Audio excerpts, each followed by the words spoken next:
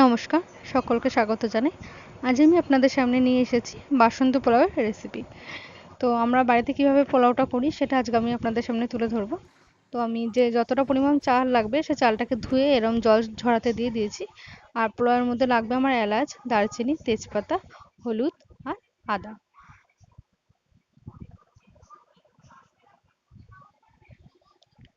এবার আমি যে চালটা জল ঝরাতে দিয়েছিলাম, চালটা জল পুরো ঝরে গেছে, চালটা পুরো শুকনো হয়ে গেছে। এবার আমি বাটিতে এটাকে নিয়ে নিচ্ছি। গোবিন্দভোগ চাল খুব একটা ধোবেন না, তাহলে চালের যে সেন্ট থাকে সেটা নাকি নষ্ট হয়ে যায়। এই জন্য আমি দুটো ধোয়া দিয়েছিলাম, দুটো ধোয়া দেওয়ার পর এরকম ঝুড়িতে জল ঝরতে দিয়ে দিয়েছি, কারণ চালটা শুকনো হতে লাগে। এবার আমি একে একে এর মধ্যে দিয়ে দেবো তেজপাতা, এলাচ, দারচিনি, আদা কুচি আর হলুদ গুঁড়ো। এবার আমি সবটাকে মেখে নেব। হ্যাঁ, আর আপনারা না ওই যখন মাখবেন চালটাকে, তেজপাতাটা পরে দেবেন, কারণ তেজপাতাটা দিয়ে যখন মাখতে যাবেন না, চালটা সারা ঘরে ছিটাবে। তো তেজপাতাটা যখন কড়াইতে ঘি দিয়ে ওই চালটা দেওয়া হয় তখন দিলেই বেস্ট হয়, কারণ এর আগে দিলে না চালটা সারা ঘরে ছিটিয়ে যাবে। এবার আমি এর মধ্যে বেশ ঘি দিয়ে দিলাম। অনেক সময় সাদা তেল দিয়েও করা যায়, কিন্তু আমরা পুরোটা ঘি ব্যবহার করি আর ঘি দিয়েই করি। এবার আমি চালটা দেখতেই পাচ্ছেন আমার হলুদ দিয়ে ঘি দিয়ে বেশ ভালোভাবে মাখা হয়ে গেছে। এবার আমি এটাকে ঢাকা দিয়ে বেশ খানিকক্ষণ রেস্টে দিয়ে দেবো। এবার আমার কড়াই গরম হয়ে গেছে, এবার আমি এর মধ্যে ঘি দিয়ে দিচ্ছি।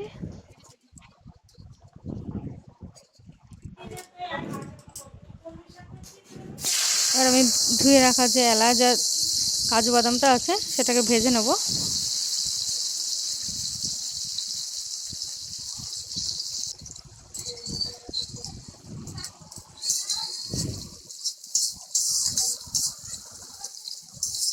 খুব বেশি ভাজবো না, কারণ চালটা দিয়ে তো বেশ খানিকক্ষণ ভাজতে হবে, তাহলে এটা পুড়ে যাবে। এই জন্য হালকাভাবে ভেজে নেবো। এবার আমি যে চালটা রেখেছিলাম ঢাকা দিয়ে, সেই চালটাকে এবার ভেজে নেবো।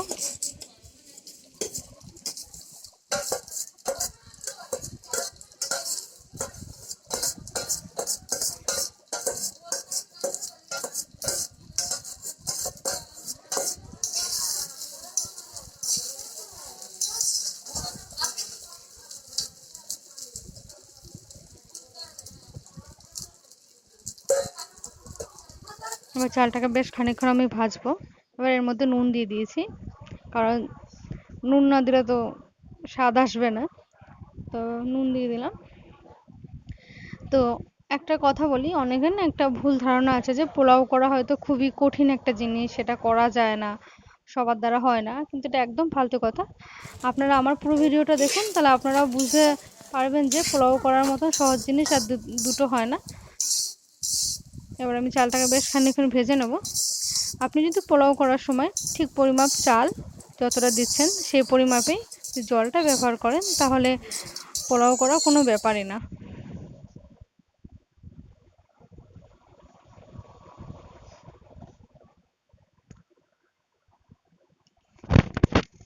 এবার চালটাকে বেশ ভালোভাবে ভেজে নেব, কারণ চালটার কালার একটু যখন চেঞ্জ আসবে তখনই এটার মধ্যে জল দিতে হবে।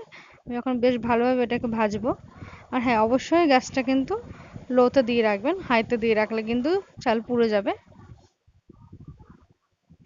পোলাওয়ের এইটুকুনি যা, বেশ ভাজার পরে জল দিয়ে দেওয়ার পরে একটা ঢাকা দিলেই ব্যাস পোলাও রেডি। দেখতেই পাচ্ছেন আমার চালের কালারটা প্রায় চেঞ্জ হয়ে আসছে।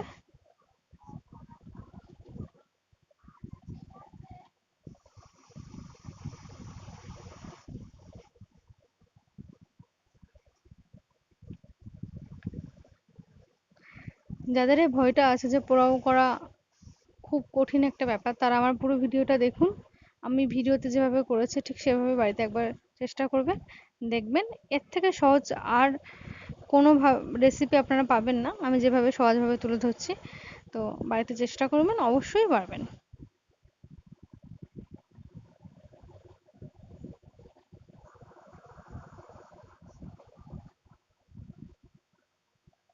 এবার আমি যে জলটা গরম করে রেখেছিলাম সে জলটা দিয়ে দিচ্ছি।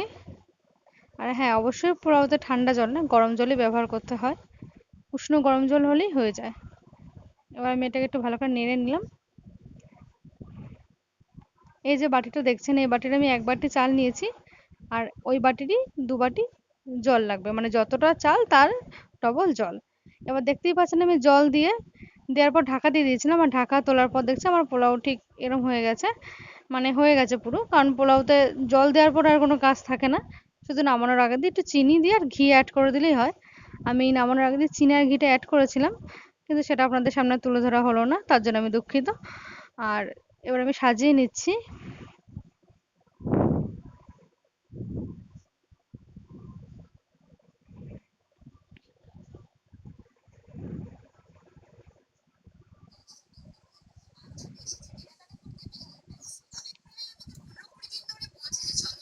এই যে আমাদের সবথেকে বড় অতিথি, ইনি রিভিউটা দেবে কেমন হয়েছে।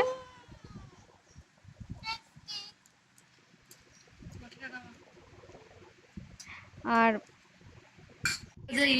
মাংসের রেসিপিটা আমার চ্যানেলে দেওয়া আছে, আপনারা দেখে নিতে পারেন। আর দেখতেই পাচ্ছেন চালগুলো কতটা ঝুরো ঝুরো হয়েছে। তো পুরো ভিডিওটা দেখার জন্য ধন্যবাদ।